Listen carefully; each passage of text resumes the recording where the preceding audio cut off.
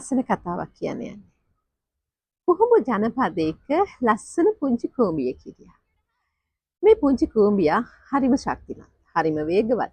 බුද්ධියෙන් අනිත් කූඹියෝ තරම්ම, ඒ කියන්නේ ඉන්න ලොකු බුද්ධිමත්ම කූඹියෝ තරම් බුද්ධිමත් නොවුනට මෙයා හරීම කඩිසරයි. අනිත් අයගේ දුකේදී හරියට උණු වෙන හිතක් තිබුණා. හැමෝගෙම කරදරවලදී අය පිහිට වුණා. යමෙක් වෙහෙසටපත් වුණාම කොහොඹ ජනපදයක් කියන්නේ ඔයගොල්ලෝ දන්නවනේ.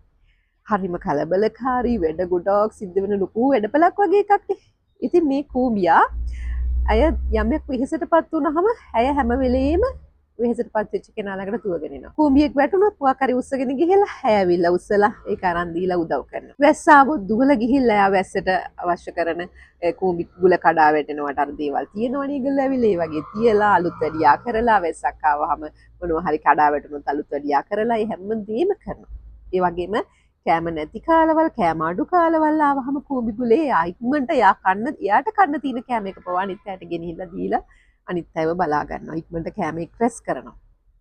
ඉතින් මේ ගොඩාක් මෙයා අනිත් අයට උදව් කරන නිසා හැම කූඹියෙක්ම වගේ ආසයි ඈත් එක්ක ඉන්න.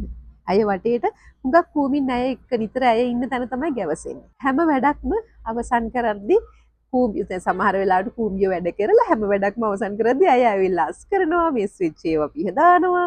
ඊට පස්සේ අය කවුරු හරි දුක හිතිලා ඉන්නවා නම් අය අඬන්න උරහිස දෙනවා.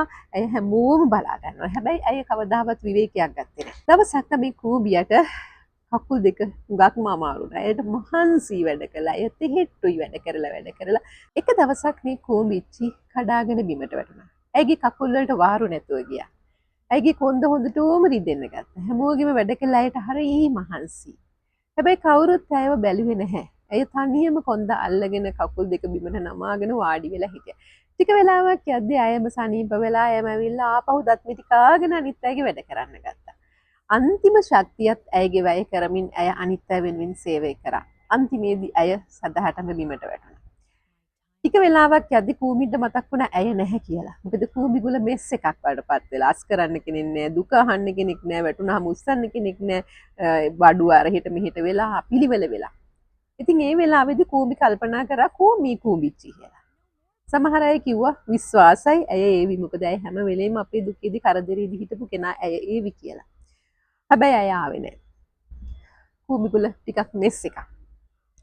ඊට පස්සේ වයසක උපදෙස් දෙන කූඹියෙක් හිටියා. ඇය ළඟට ගිහිල්ලා කූඹිය ඇහුවා මොකද වුනේ මෙයාට කියලා.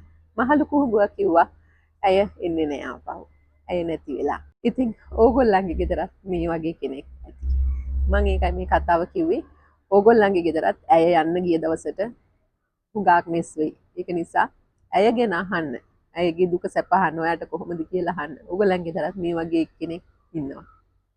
ඉතින් අපි මේ වගේ ලස්සන කතන්දර අපේ මිස් වලින් ඔයගොල්ලන්ට අරගෙන එනවා. ඔයගොල්ලන්ට හිතන්න යමක් තමයි මම අද ඉදිරි කරේ.